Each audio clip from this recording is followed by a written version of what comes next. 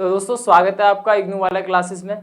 जैसे कि आज ही हमारे चैनल पर आपको बताया है आयुष सर द्वारा कि धीरे धीरे करके हम जैसे एग्ज़ाम आ रहे हैं, एडमिट कार्ड रिलीज़ हो चुके हैं, तो उन्हीं सबको मद्देनज़र रखते हुए अब हम क्या करेंगे, जो भी आपके प्रीवियस ईयर क्वेश्चन पेपर हैं, जो भी आपके क्या है 3 ईयर्स के प्रीवियस ईयर क्वेश्चंस, क्या है आपके 3 ईयर्स के प्रीवियस ईयर क्वेश्चंस, उनको यहाँ पर हम सॉल्व करवाएंगे। और हमारी यहाँ पर ये पूरी कोशिश रहेगी कि आपको प्रीवियस ईयर जो सॉल्व कराया जाए वो लास्ट ईयर का हो। कौन से ईयर का हो? जैसे कि आपका हो आपका 20, ठीक, 21 और 22। हमें पता है 2-2 सेशन होते हैं, एक तो होता है आपका जून वाला, एक होता है आपका दिसंबर वाला। मैम आपको कुछ सब्जेक्ट पढ़ा रही हैं और यहाँ पर सर भी कुछ सब्जेक्ट पढ़ाएंगे, उन्हीं में से मैं भी आपके लिए कुछ सब्जेक्ट लेकर आया हूँ। और हमारी थोड़ी कोशिश इस पर ज़्यादा रहेगी, जो भी आपके कंपलसरी सब्जेक्ट हैं, कैसे हैं मेरे भाई, कंपलसरी सब्जेक्ट हैं, उन पर जोड़ दिया जाए। रीज़न नंबर 1 उसके पीछे क्या है, क्योंकि बहुत सारे लोगों को कंपलसरी सब्जेक्ट जो होते हैं वो थोड़े टफ भी लगते हैं और उनमें पास होना जरूरी भी है कहीं ना कहीं। तो उसी में से एक सब्जेक्ट में आपके लिए लेके आया हूँ, जो आज मैं आपको बता रहा हूँ वो कौन सा रहेगा आपके लिए, जो मैं आपको पढ़ाऊंगा वो है बीई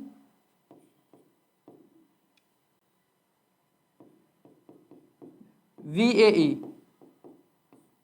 ठीक, कौन सा ये है आपका EVS वाला, पर्यावरण अध्ययन। इसमें आपके MCQ क्वेश्चंस आते हैं, कितने आते हैं मेरे भाई, इसमें आते हैं आपके MCQ क्वेश्चंस कितने होते हैं आपके 50। तो कहीं ना कहीं अपने आप में ये अच्छा खासा अपना वो वेटेज रखता है। और क्वेश्चंस को इतने भी हल्के फुल्के नहीं होते। ये बच्चा जो बच्चा डीप में अगर बुक पढ़ रहा है या पढ़ के गया है वही इन क्वेश्चंस को कर सकता है। अगर आप इसमें तुक्का भी लगाते हैं, मैं पूरा भरोसा दे रहा हूँ 70% आंसर आपके गलत हो सकते हैं। 70% तुक्के वाला बिल्कुल भी ये पेपर नहीं है। और अगर कोई बच्चा ठीक ठाक है पढ़ाई लिखाई में, जब जाके इसमें कम से कम वो कर पाएगा 75% क्वेश्चंस को सही। तो चलिए, आपको पूरा इंट्रो हमने दे दिया है। प्रीवियस ईयर की सीरीज हम लेकर आए हैं, पिछले 3 साल के क्वेश्चंस इसमें लिए हैं, कुछ पोर्शन मैम द्वारा, कुछ पोर्शन सर द्वारा और कुछ पोर्शन यहाँ पर मैं आपके लिए करवाऊंगा। तो चलते हैं, करते हैं आज की क्लास की शुरुआत प्रीवियस ईयर क्वेश्चन पेपर के साथ।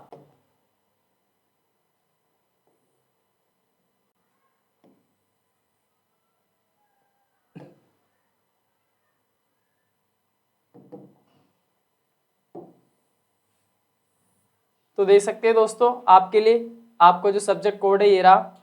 ठीक, कौन सा सब्जेक्ट कोड है,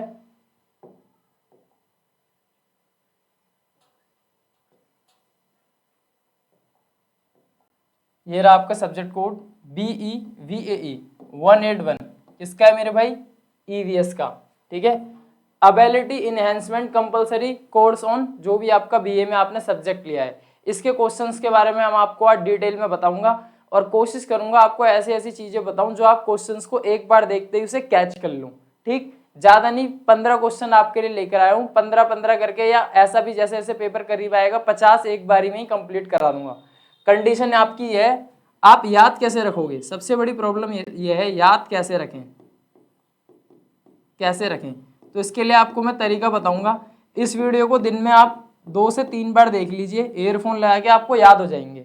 ठीक, और मैं आपको डेली लाइफ के एग्जांपल्स दूंगा, स्मार्ट अप्रोच का यहाँ पर यूज किया जाएगा, कैसे चीजों को याद रखा जाए। ऐसा भी नहीं है कि बस पढ़ाते जा रहे, बेस्ट से बेस्ट मेथड आपको दिया जाएगा कैसे आप याद करें।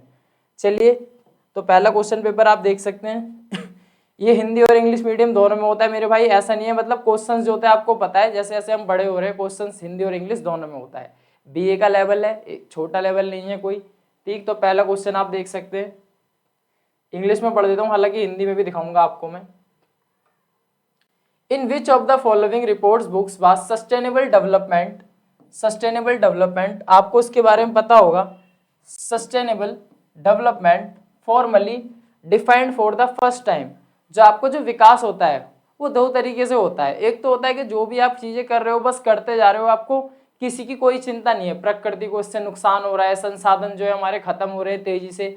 एक ऐसा होता है जो चीजों का ढंग से यूज करके, कम से कम नुकसान करके, कम से कम प्रकृति को नुकसान पहुंचाए, ये डेवलपमेंट किया जाता है, तो वो होता है आपका सस्टेनेबल डेवलपमेंट। तो इसमें जो क्वेश्चन है ये आपसे पूछ रहा है कौन सा, मतलब किसने या किस बुक ने, किस रिपोर्ट ने सबसे पहले वर्ड यूज किया था? Silent spring, the limits of growth, our common future, agenda 21।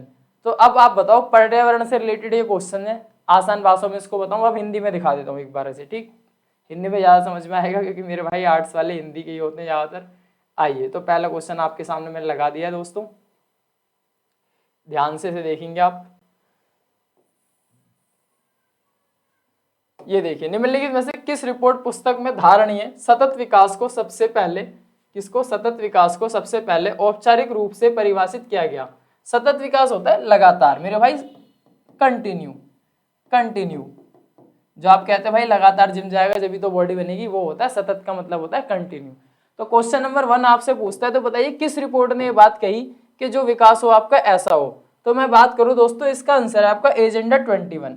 थोड़ी सी बातें आपको इसके बारे में बताता हूँ। आपने रियो के बारे में सुना होगा, रियो ओलंपिक पे मत जाना, ये रियो वो वाला है जिसे पृथ्वी सम्मेलन के नाम से भी जाना जाता है। किसके नाम से मेरे भाई? पृथ्वी सम्मेलन, सम्मेलन। क्या था ये आपको पता है ना, रियो डी जेनेरियो में हुआ था, ब्राजील। इसमें क्या हुआ था, जो ग्लोबल वार्मिंग को लेके, जो क्लाइमेट चेंजेस को लेके जो चीजें थी उसके बारे में सबसे प्रथम बैठक थी हमारी। इसको कुछ पृथ्वी सम्मेलन जो होता आपका 1992 में हुआ था, और कुछ इसे 1978 भी बताते हैं, ठीक। पृथ्वी सम्मेलन वाले इस पर 1992 पे टिक करेंगे। वहां पर ये जो एजेंडा तय हुआ था वो था आपका एजेंडा 21, ठीक। कौन सा था मेरे भाई? आपका एजेंडा 21 था। अवर कॉमन फ्यूचर, ये बिल्कुल नहीं है। साइलेंट स्प्रिंग, साइलेंट वैली होता तो मैं क्या भी देता, उत्तराखंड में एक जगह जिसे फूलों की घाटी कहा जाता है। पहला क्वेश्चन कुल क्लियर हो गया, एजेंडा 21। माइंड में क्या लाओगे? आपको पता है पृथ्वी से रिलेटेड कोई भी प्रॉब्लम होती है वो कोई रिपोर्ट नहीं होती, वो एजेंडा होता है, ऐसे माइंड में लगाओ। और कोई छोटी मोटी बात नहीं होती, वर्ल्ड वाइड, मतलब पूरी दुनिया के देश चिंता में होते हैं। रशिया यूक्रेन का युद्ध चल रहा है, यूं नहीं है कि हम ही जानते हैं, पूरी दुनिया में सबको पता है। तो वो क्या होता है मान ले, वो होता है एजेंडा। नाम क्या रखा है इसका? एजेंडा 21, ठीक। सेकंड क्वेश्चन की तरफ चलेंगे, जो अगला क्वेश्चन है, निम्नलिखित में से कौन सा संयुक्त राष्ट्र द्वारा अपनाए गए सततधारी विकास के लक्ष्यों में से नहीं है? संयुक्त राष्ट्र होता क्या है मेरे भाई? यह है आपका यूएनओ, जिसे आप कहते हैं यूनाइटेड नेशन ऑर्गेनाइजेशन। बना कब था मेरे भाई? बना था 24 अक्टूबर 1945 को। काम क्या थे? काम इसका कोई एक हो तो मैं बताऊं, इसके इतने सारे काम है, अगर आप ढंग से इसे बैठ जाओ तो 6 महीने लगा दोगे इसे पढ़ने में ही। क्यों?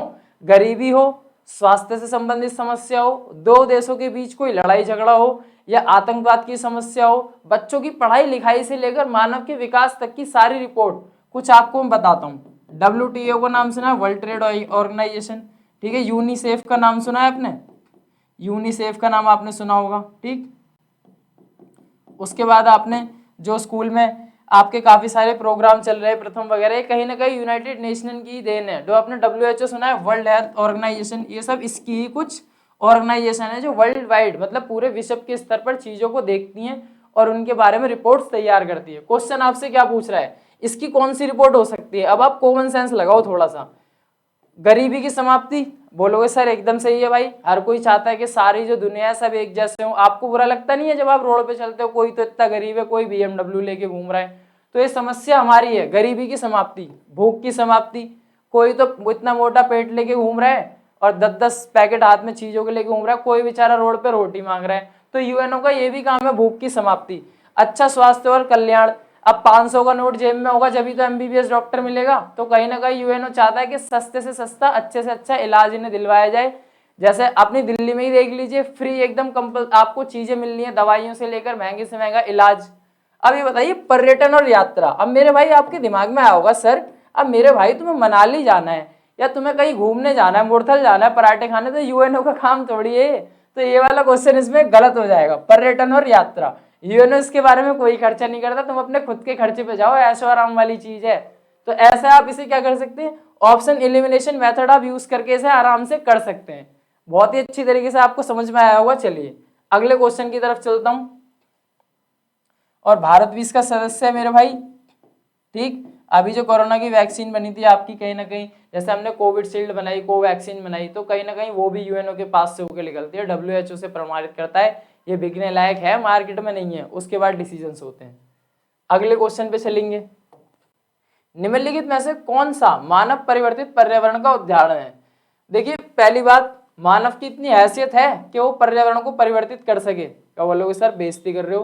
मैं सच बोल रहा हूँ। अगर मानव इतना ही पावरफुल है तो उत्तराखंड में जो आए दिन लैंडस्लाइड होती है रोक के दिखाए, बादल फटते रोक के दिखाए, कहीं ना कहीं हम बचाव तो कर सकते हैं, लेकिन हमारी इतनी पावर नहीं है या इतनी क्षमता नहीं है कि पर्यावरण के अपोजिट चल सके। क्वेश्चन आपसे पूछ रहा है मेरे भाई कि निम्नलिखित में से कौन सा मानव परिवर्तित पर्यावरण का उदाहरण है? मानव ऐसा कौन सी चीज है इसमें मानव द्वारा किया गया है?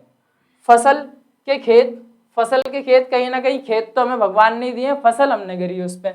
बांध, डैम भी हमने ही बनाए, डैम। उसके बाद है कृत्रिम झील। कृत्रिम झील, कृत्रिम माने होता है रेडीमेड। जैसे कपड़े दो तरीके के होते हैं, एक तो होते हैं रेडीमेड जो सिले सिलाए आप दुकान से ले आते हो, एक होता है कपड़ा होके सिलवाना। तो मानव ने कृत्रिम झील किसने बनाई है मेरे भाई? ये मानव ने बनाई है। जो हमें प्रकृति ने दी थी वो कैसी थी? वो नेचुरल थी। कृत्रिम जो हम बड़े बड़े गड्ढे वगैरह खोद के खुद बनाते हैं। आप कहीं ना कहीं बोलोगे सर बांध भी हमने बनाए, बांध का भी सिस्टम हो या पहले के टाइम से ही चला आ रहा है, ठीक है। और ये फसल के खेत आप बोलोगे ये भी मानव ने तैयार करें, फलो उद्यान, लेकिन इसमें ये वाला ऑप्शन सही माना गया, कृत्रिम झील। ठीक, इसमें आप ये ट्रिक लगा सकते हैं, रेडीमेड कोई चीज बना रहा है तो मानव ही बनाएगा, इतना आप ध्यान में रख सकते हैं। अगला क्वेश्चन क्या कहता है आपका? निम्नलिखित में से किसमें वन महत्वपूर्ण भूमिका नहीं है? किसमें वन की महत्वपूर्ण भूमिका नहीं है? वन जो होता है आपका क्या क्या करता है मेरे भाई? पेड़ पौधे, मृदा निर्माण करते हैं, करते हैं।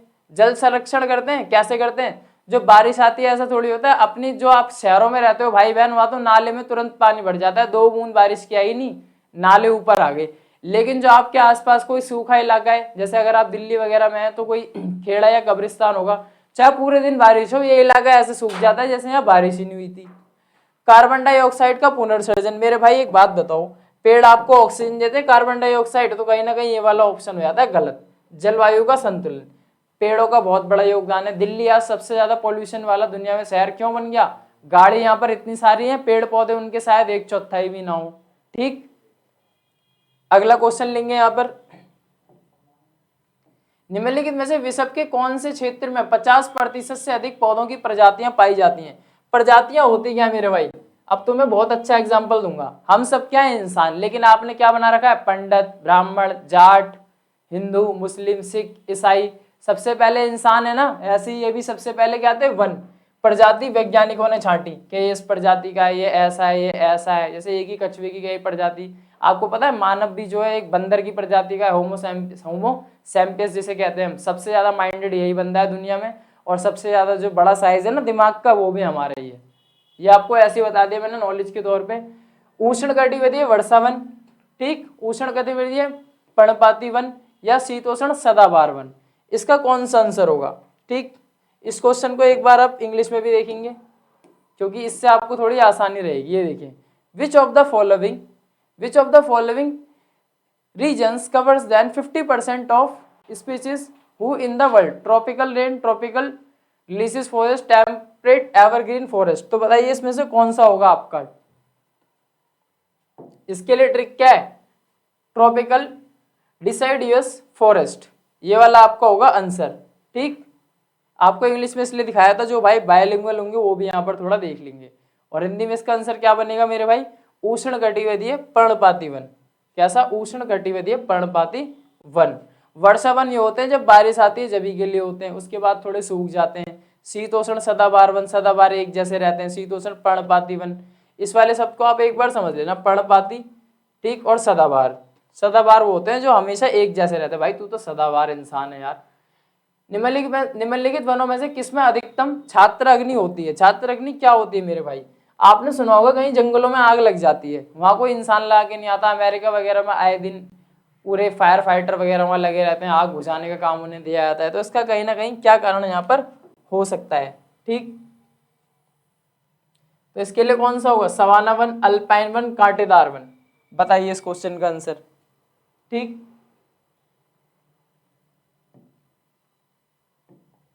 तो इसका जो आंसर होगा आपका संगन वन का मतलब होता है मेरे भाई घने घने जो होंगे, कहीं ना कहीं मन में आएगा उसमें आग लग सकती है, लेकिन यहाँ पर इसका कांटेदार वन। एक बात है, कांटेदार वन में तो पत्ते वगैरह होते ही नहीं है, ज्यादातर ऐसे पेड़ पौधे होते हैं झाड़ी टाइप के। इसका आंसर है आपका अल्पाइन। क्या? अल्पाइन।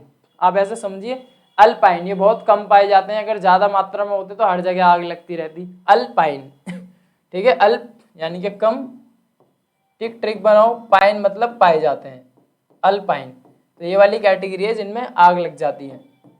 ठीक, तो क्वेश्चन नंबर आपका अब आएगा 7।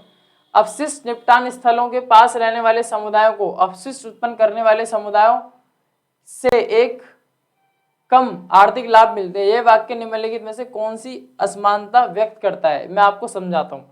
आपने देखा होगा आपके आसपास जो आपके बस्ती वगैरह में लोग रहते हैं, या आपके आसपास कोई बस्ती हो, अगर आप दिल्ली के या किसी भी इलाके के, बस्ती वगैरह में विजिट करना, नालियां रुकी पड़ी रहती हैं, गलियों में बदबू आती है और गंदगी रहती है, सबसे ज्यादा बीमार लोग वहां पड़ते हैं। तो ये कहीं ना कहीं किसकी देन है? मानव की तो देन है। और दूसरा, कुछ लोग 50-50 मंजिल की इमारतों में रह रहे हैं, खुले में खाना अच्छा खा रहे हैं, बदबू भी नहीं है कोई, सरकार सारी सुविधाएं भी दे रही है। तो कहीं ना कहीं किस ओर इशारा करती है? आर्थिक असमानता का, सामाजिक असमानता का, कार्यविधिक असमानता का, भौगोलिक असमानता का।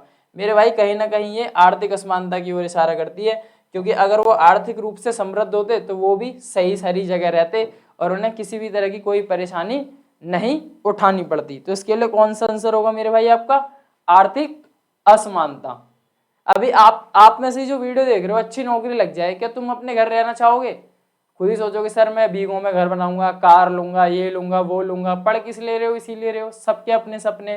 तो आर्थिक रूप से समृद्ध होने के लिए ही तो करते हैं ये सब काम हम। भौगोलिक असमानता कैसी है? प्रकृति ने तो सबको एक जैसी जमीन दी थी, ये गलियां मकान तो आपने ही खड़े किए हैं, तो भौगोलिक रूप से थोड़ी ना होगा। ठीक, निम्नलिखित में से अगला क्वेश्चन जो है आपका, निम्नलिखित में से किस समुदाय में प्रबंधकर्ता का प्रबल बोध नहीं है? प्रबंधकर्ता का प्रबंध बोध नहीं है, इसे आप पढ़िए। ठीक,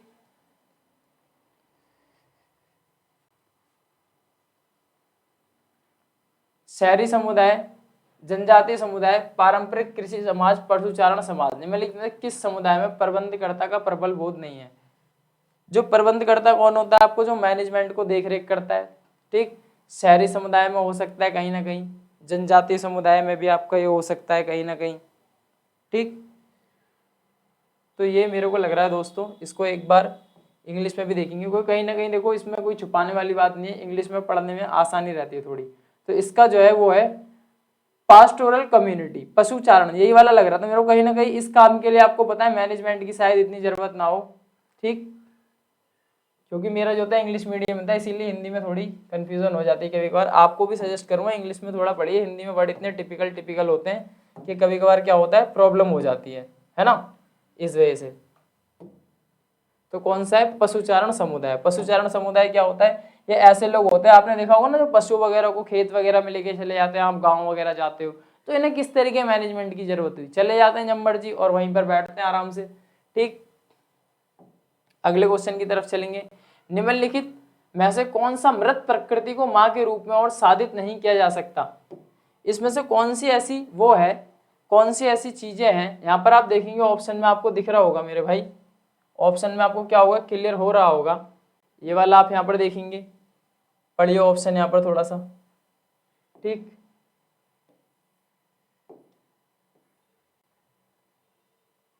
निम्नलिखित में से कौन सा मत प्रकृति को मां के रूप में, मां के रूप में कौन देखता है धरती को? थोड़ा कॉमन सेंस लगाएंगे यहाँ पर, आंसर इसका बहुत आसान है, यूरोपियन मत। यूरोपीय जो लोग होते हैं कंट्री को मां मानते हैं, मैंने तो कभी नहीं सुना किसी पिक्चर में। भारतीय, इसका आंसर यही है। हम ही कहते हैं ना धरती हमारी माया, सुनील शेट्टी बॉर्डर वगैरह की पिक्चर में हम इससे आशीर्वाद भी लेते हैं, मिट्टी भी लगाते हैं। तो कहीं ना कहीं इसका आंसर क्या है? भारतीय मत के अनुसार। ये पूछ रहा है ना, निम्नलिखित में से कौन सा मत प्रकृति को मां के रूप में और जिसे साधित नहीं किया जा सकता मानता है? भारतीय मत ऐसा मानता है, ये इसका आंसर होगा। इसके अलावा क्या है? उत्तरी अमेरिका वाले तो कभी नहीं मान सकते। ठीक है, सीनिएटिक मंथ कौन सा होता है? इसको भी एक बार इंग्लिश में देखना पड़ेगा, आंसर आपका ये, इसमें भारतीय मत के अनुसार इसे मां माना जाता है। जल चक्र, ये तो आपको पता है, वाटर साइकिल, ये तो बहुत ही आसान है। जल चक्र को संचालित करता है, सबसे ज्यादा जो काम होता है आपका, ये मेरे भाई ये आपका सन है। क्या है आपका? सन। कहीं ना कहीं ये वेपोराइजेशन करता है, वाष्पीकरण की प्रक्रिया होती है, सूरज से ही तो होती है। सूरज ना निकले तो कोई सी भी साइकिल काम ना करेगी। सबसे पहले एनर्जी आती है, फिर वो वाटर वगैरह क्या करती है? वाष्पीकरण करती है, ऊपर जाता है, बादल बनते हैं, पूरा प्रोसेस होता है। इसमें जो सेंटर पॉइंट होता है आपका जो सेंटर पॉइंट होता है मेरे भाई, ये सन का होता है। और सारी चीजें जो होती है ना आपकी ये सन के आसपास घूमती हैं। चाहे आप नीचे नदी बना दो, चाहे ऊपर आप बादल बना दो, सारा काम किसका होता है मेरे भाई, ये सन का होता है। तो कहीं ना कहीं आंसर क्या है इसका, सूरज। औसत समुद्र के ऊपर मीटर के बाद जीवन नहीं पाया जाता। आपको आप अगर रेल वगैरह में आपने विजिट किया होगा तो आपने पढ़ा होगा समुद्र तल से इतनी ऊंचाई। आपको माउंट एवरेस्ट के बारे में ही पता होगा मेरे भाई, थोड़ा सा आपका बेस आपको पता है। मैं ऐसी चीज इसलिए बताता हूं ताकि आपका बेस बने, क्योंकि पेपर में डायरेक्ट आंसर आप नहीं रट पाओगे। औसत स्तर, स्तर क्या होता है? अभी आपको माउंट एवरेस्ट की बात करूं तो आप बोलते हैं ना 8000 सर 848 है इसकी ऊंचाई, ठीक। तो समुद्र तल की बात होती है, कोई चीज समुद्र तल से सबसे नीचे जो माना जाता है समुद्र को माना जाता है। रीजन क्या है आपको बताऊं? जो आपका समुद्र है ना मेरे भाई, अगर आप ही बताइए आपका घर है उस पर फर्श है, उसमें एक गड्ढा खोदो, पानी उस गड्ढे में जाएगा या फर्श के ऊपर रहेगा? तो जो जलाशय जो बनते हैं ना वो पृथ्वी की सबसे गहरी सतह पर बनते हैं, पानी जब ही तो भरेगा मेरे भाई जहाँ गड्ढा है। थोड़ा सा दिमाग लगाओगे आंसर पता है। तो समुद्र के स्तर तक मीटर के बाद जीवन नहीं पाया जाता भाई 9000, इसका आंसर क्या है 9000 मीटर के बाद आपको, अगर आप इससे ज्यादा ऊंचाई पार करोगे वहां पे जीवन नहीं है। माउंट एवरेस्ट की तो 8848 है, उस पर फिर भी ऑक्सीजन सिलेंडर लग जाता है, तो यहाँ कॉमन सेंस लगाइए। तो इससे ऊपर कह रहा है ना औसत समुद्र स्तर के ऊपर 9000 के बाद आपकी लाइफ नहीं है। क्या नहीं है मेरे भाई, लाइफ यहाँ पर नहीं है। हालांकि इससे पहले भी खत्म हो जाएगी, लेकिन आंसर आपका ये माना है, ठीक। In ecosystem the decomposition of organism takes place by, कौन सा है क्वेश्चन नंबर, ये पारिस्थितिक तंत्र का।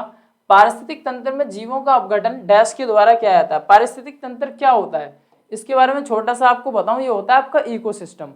इकोसिस्टम क्या होता है, ठीक। इकोसिस्टम वो होता है, जैसे आपको पता है हम सब प्रकृति के अंदर रहते हैं और कहीं ना कहीं सारी चीजें हमें इफेक्ट करती हैं। सूरज के नीचे खड़े हो तो गर्मी लगेगी, बारिश में खड़े हो तो मजा आएगा। तो ये चीज हमें इफेक्ट कर रही है, नहीं थोड़ी आपको मैं जमीन पे बैठा दूं या छत पे बैठा दूं कोई इफेक्ट ही नहीं पड़ेगा। कैसे नहीं पड़ेगा, 10 दिन के अंदर काले हो जाओगे। तो कहीं ना कहीं चीजें आपको इफेक्ट करती हैं। क्वेश्चन पूछ रहा है पारिस्थितिक तंत्र में जीवों का अपघटन जो होता है, पारिस्थितिक तंत्र का मतलब समझाया था अभी तक मैंने आपको, ये होता है आपका इकोसिस्टम। क्या होता है, इकोसिस्टम। अपघटन के द्वारा होता है, कौन सी चीजें होती हैं, जीवों का अपघटन कौन से में होगा मेरे भाई, कहीं ना कहीं ये प्राइमरी सेक्टर में होता है। किस में होता है, प्राइमरी सेक्टर। प्राइमरी सेक्टर कौन सा होता है, जो आपका प्रकृति से डायरेक्ट चीजों को लेता है।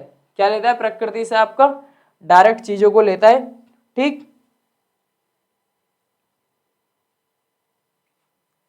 एक बार इसे दोस्तों इसका जो आंसर है एक बार इसे रीचेक कर लेंगे हम, ठीक।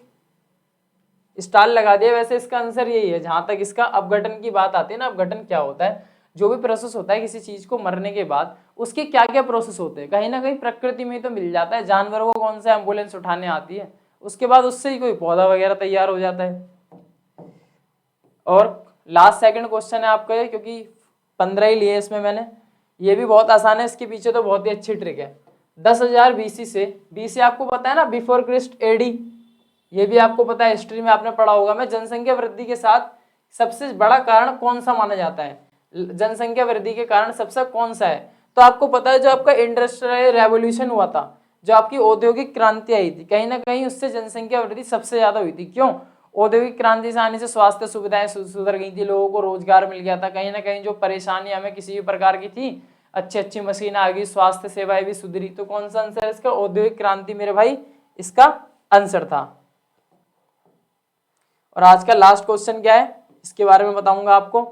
14वीं शताब्दी में यूरोप और एशिया में आधे से अधिक जनसंख्या के मारे जाने का क्या कारण था, इसके पीछे भी आपको बताऊंगा। आपने बचपन में कहानी सुनी होगी कि एक वो बाजे वाला आता है, शहर के सारे चूहों को ले जाता है निकाल के, तो वो यूरोप की कहीं ना कहीं वहां थी। प्लेग नाम की जो बीमारी थी दोस्तों, ये बहुत ही ज्यादा फेमस हुई थी आज से कुछ साल पहले। ये फैलती है आपके चूहों से और इससे बहुत बड़ी संख्या में लोगों की मृत्यु हुई थी। क्या हुई थी? लोगों की मृत्यु हुई थी। तो इसके पीछे कारण क्या था? यूरोप और एशिया के जो देश थे, क्या था मेरे भाई इसके पीछे कारण? मलेरिया। तो आपको पता है कहीं ना कहीं अब आया है, कितने साल पुरानी की है, तो ये है बुबोनिक प्लेग। ये द ग्रेट फायर, ये कोई बीमारी नहीं है। द ग्रेट अर्थक्वेक, महान भूकंप भी नहीं है। जबकि क्या पूछ रहा है, जनसंख्या मारे जाने का कारण था आपका प्लेग, ठीक। इससे आएगा क्वेश्चन जो मैं नेक्स्ट सीरीज में लूंगा। आशा करता हूँ आपको चीजें पसंद आई होगी। धन्यवाद।